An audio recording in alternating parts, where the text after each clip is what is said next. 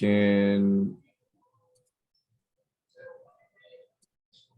you all see the presentation there? Yes.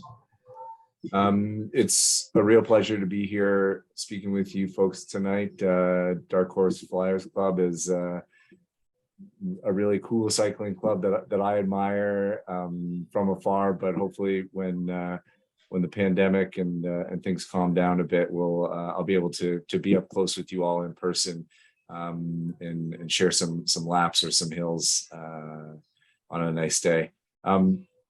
My name and thanks for having me here, John. Thanks for organizing the team who did the flyer. Appreciate that. My name is Dave Shellnutt. I am a personal injury lawyer at the Biking Lawyer LLP.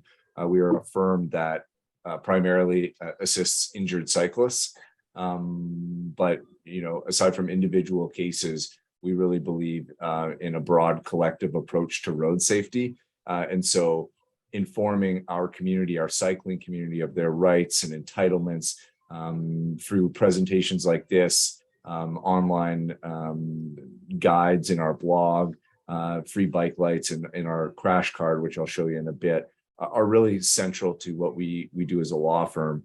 We want to, we're upset that there's a need for lawyers that specialize in cycling law, and our goal is to put us out of work.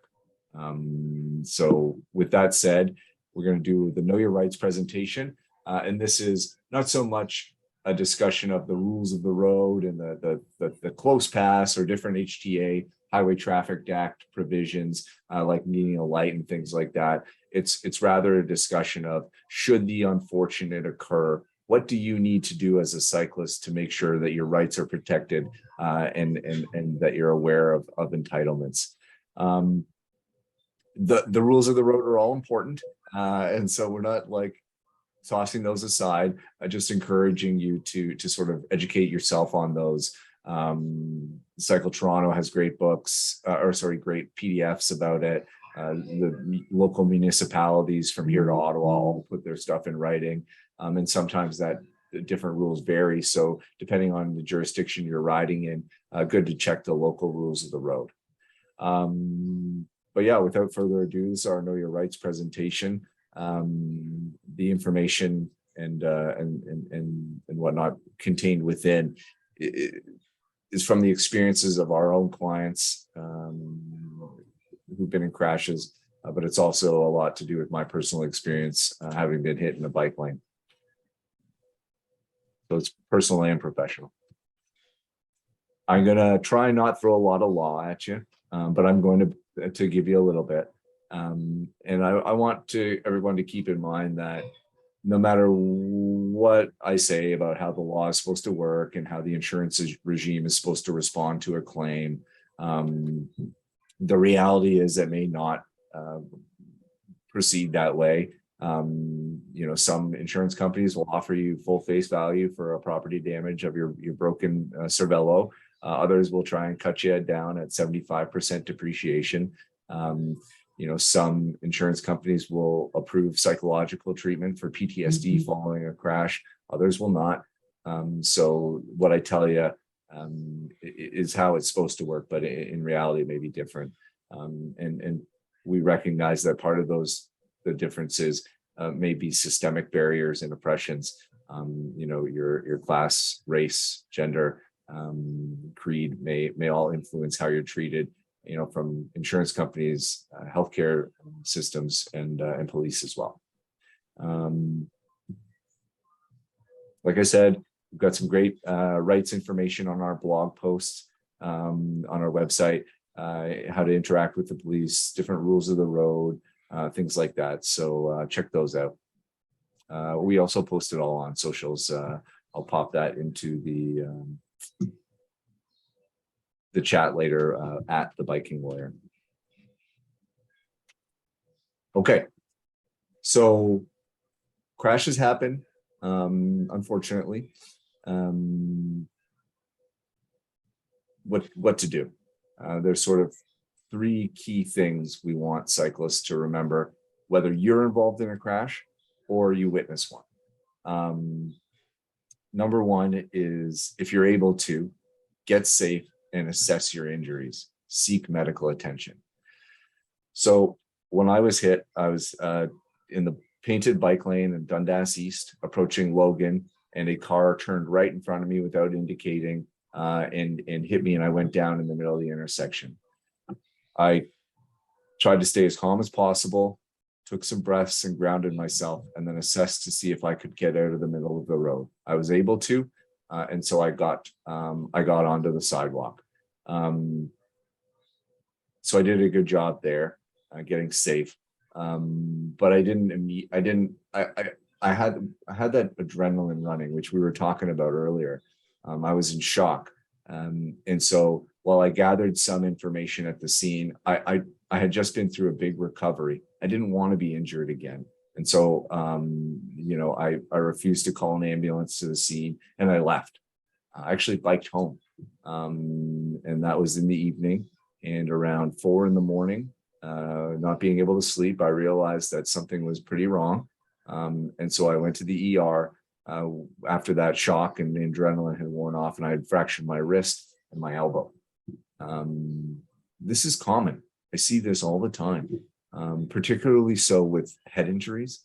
The concussion has an interesting way of lingering in. And so, if you do get in a crash, we want you to seek medical attention right away. I often hear from cyclists, well, I didn't want to cause any trouble. I didn't want to waste people's time. Well, we pay for healthcare with taxes, so you're not wasting anybody's time to make sure that you're okay. And not seeking medical attention and causing more injury to yourself is going to be even more costly to you and to our system.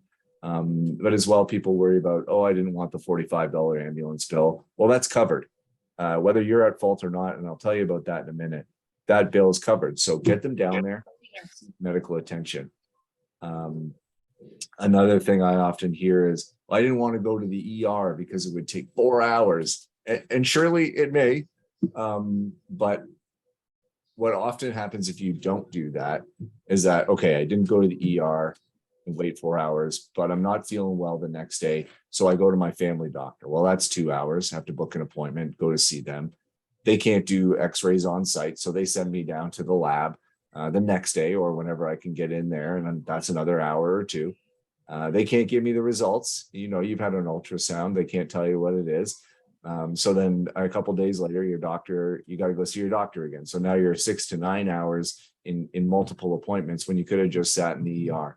Better a professional tell you that you're okay than to linger on it and perhaps cause further injury to yourself. This is especially true in head injuries. A brain bleed can happen without a visual injury to your head. Like, you don't have to be bleeding or have had a skull fracture or something like that. And this brain bleed is very serious. So it's good to go in and get checked out. If you've hit your head, tell the doctors at the emergency department and get a CT.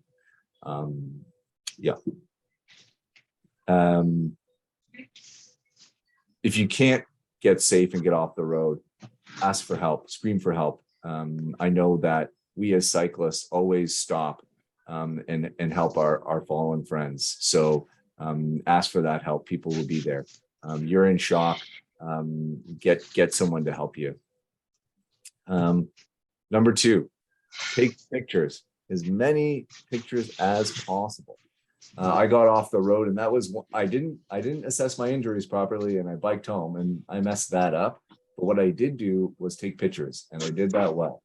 And so I took pictures of the guy's license plate before he could leave the scene, and then he did stay. I took pictures of his driver's license. I took pictures of the road. If anybody's got their volume on there, we're just recording this, so just mute it for us if that's okay. We can hear you. Thanks. Take pictures of the road and the crash scene if you can. And this goes for if you're there to help, if you're there helping a cyclist as well who can't do it themselves. Make sure to gather that information for them. You don't know how critical it can be. In my crash, Like I said, the guy drove in front of me, and so I hit the back passenger side of his car, and my handlebar put a big black line down the rear portion of his vehicle. And because we didn't call, and I took a picture of that, but we didn't call police to the scene. So we both later the next day went to different reporting centers. And I reported my incident, gave them my pictures, and he did the same. Years later, a year and a half later, we were in court, and he was trying to say, well, listen, the cyclist just hit me from a stop. Like, no one really did anything serious, and it was his fault anyways. And he showed these pictures of his back bumper with no damage to it. He had cleaned off his car before going to the police and scrubbed out the rubber from my bike from the side of his car.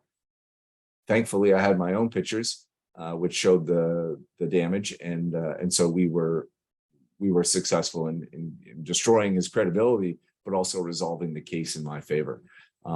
So critical. I don't know why people. On scene, he was very pleasant. He offered to wait with me to call an ambulance. I mean, he asked me if I was a bike courier. The first thing that was the first thing he said to me, and I promptly replied, no, I was a lawyer. But he seemed nice, but still something goes wrong with folks when they think they're going to be in trouble for something, and he tried to hide the fact that he had in fact caused the collision. So take those pictures, take them for other people. We can talk about video a bit later too, but if you're riding with a video camera, this is perfect. Especially in hit and run scenarios where the person takes off and you need to get a picture of it. You need to get the license plate. Take pictures, gather as much information from the scene. Get the authorities down there. Number 3. In Toronto, if there's a collision between a motor vehicle and a cyclist, injury or not, police are supposed to come down. So get them and then into an ambulance down there, and have the incident recorded. This could be helpful for personal injury and property damage down the line, depending. Now, Toronto Police have recently opened a new collision reporting center, and they have an online tool that you can use to. I recommend doing, if they don't come down to the scene, which they should, I recommend doing that after the fact. But on the scene, you should check out our crash report. This is the document online, which links from our crash card, which John maybe sent you, or we'll get some to you. But it lets you enter it prompts you to enter the 5 things you need to take down. Take a photo of the guy's license plate that hit you, and it emails to you on the scene. That's the kind of stuff we want to do on the ground. Is get that information, but get authorities down there. We pay for these services, so get them down there. Our new and improved crash card prompts you to sort of in a streamlined way get some of the information that I've talked to in these first 3 points. Every bike shop in Toronto and Ontario at this point should have them. If they don't, send us your address and name to info@thebikingwarrior.ca, and we'll get a crash card out to you, or pop by our office at College and Dovercourt. You can pick some up. Yeah. Put it in your in your saddlebag and never use it. Okay, so crash happens. You get safe, seek medical attention, you take pictures, and get authorities down there. Okay. Now you've gone to the hospital and you've been assessed, and your injuries are documented and diagnosed. What then? Well, in Ontario, there's sort of 2 roads you go down if you're involved in a collision with a motor vehicle, be it as a cyclist, pedestrian, or a passenger, or another driver. And the first road you go down, and one that I find most cyclists are frequently unaware of, is the accident benefits no fault regime. This is a benefits through auto insurance that provides medical rehab support, lost wages, care around the home right away. You apply for this as soon as you can after the crash, and those benefits kick in right away, sort of no questions asked on fault. They're no fault benefits. if you have auto insurance, even though you're riding your bike and we're in a collision with a vehicle, your auto insurance is who you apply to. If you don't have auto insurance, then you would apply to the driver's insurer. Something that people always gasp at when I tell them, but it doesn't affect your rates. It's there so that we are all protected. And it's just the way that it works to apply through your own. And I recommend you do it. For my crash, I got support for massage therapy, physiotherapy, and psychotherapy to help me recover. And my accident benefits provider covered about 20 grand in physical therapy over a couple of years. So if you are injured, access this stuff. Even minor injuries are covered up to $3,500. And I'll really recommend that. You have cyclists who call me like that kind of injury, you don't need a lawyer, but I tell them access the $3,500, get the physical rehab and get back on the bike in a quicker amount of time.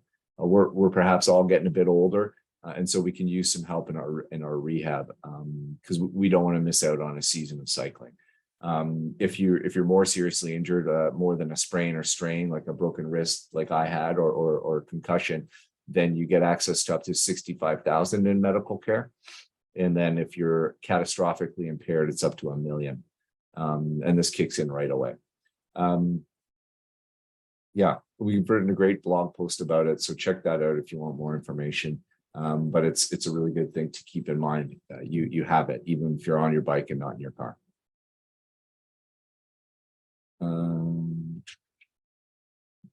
Then the second road you would go down is suing the driver, the traditional civil case where a person was negligent, caused you harm, and is now responsible for compensating you for that. In Ontario, it's very difficult to do that in the motor vehicle context. You have to have suffered a permanent and serious impairment, an injury that affects your ability to live your life or work. So, if you have whiplash or body pains or even fractured ribs that you completely recover from, if you've completely recovered, you can't advance a claim. That person could have been driving drunk on the wrong side of the road and hit you, been completely negligent and dangerous, but you will not be able to pursue a claim if the injuries aren't long lasting. So something to think about there. But always, in any case, consult a lawyer to be sure that you do or do not have a claim. And do that at the accident benefit stage, right after the collision. Get advice on the way forward that's appropriate for you. In the tort system, suing the negligent driver, you will seek pain and suffering compensation, income above and beyond what the accident benefits pay for. If you have, like I have a chef who works on his feet every day, suffered a major ankle injury that required surgery, and it's going to probably require hardware surgery as well. That's an interarticular injury. It is going to cause arthritis and problems for him down the road. And he's a young man, so maybe his career is shortened by 10 years because of standing all day in a chef's kitchen. So those are the kind of things we seek compensation for. Long-term impacts on your career and ability to earn an income. There's also healthcare costs above and beyond the accident benefits and other care as well. If you are a main breadwinner for your family and that's been changed by an incident, then you can advance claims on behalf of your dependents, be it wife or children. One thing I wanted to jump to on the accident benefits is something that 90% of the cases we see is the psychological trauma associated with bike crashes. It's unique. After my crash, I healed from my physical ailments more or less, and got back on the bike with my wrist brace because I wanted to get back on the bike. It's everything to me. But I found myself always angry when I was on the bike, or fearful at intersections, and I would see that silver sedan in the corner of my peripheral, so want people to know that that's normal, and that trauma coming from being hit by a 2-ton motorized steel object is real, and that psychological care is available. There's people who specialize in it, and to great effect. We've gotten so many people back on the road who thought they would never pick up their bike again. So those benefits are there, and we encourage everybody to access them.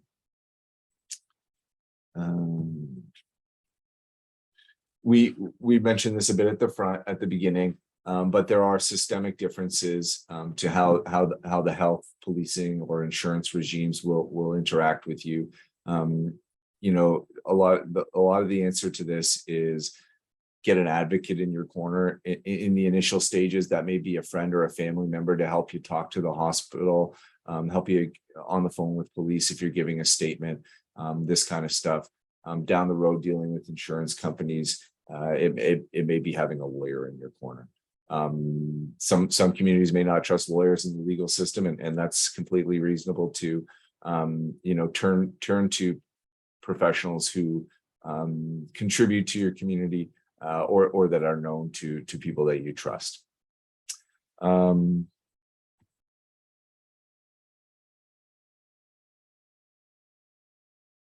that is essentially the presentation. I'm gonna, just to summarize, get safe, seek medical attention, take pictures, gather video evidence, and get authorities down to the scene. Finally, contact a lawyer to make sure that you know your rights. Gonna turn it over to question and answer now, and turn off the recording. But thanks for listening, everybody.